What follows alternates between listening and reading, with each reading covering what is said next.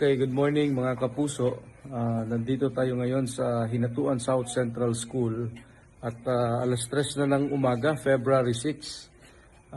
Nakatulog na ng mahimbing ang ilang mga residenteng mula sa Barangay Lacasa dito sa Hinatuan, Surigao del Sur matapos wala nang maranasang pag-ulan simula kagabi.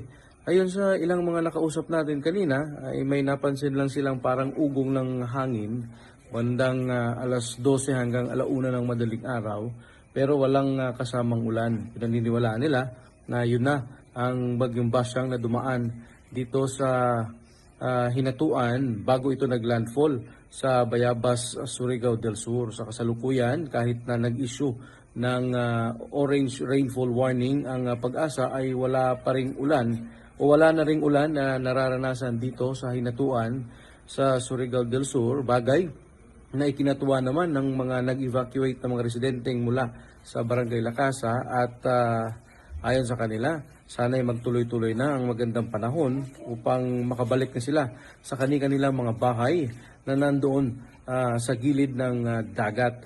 At yan muna ang latest mga kapuso mula rito sa Hinatuan, Surigao del Sur. Ako si James Paulo Yap para sa GMA Integrated News.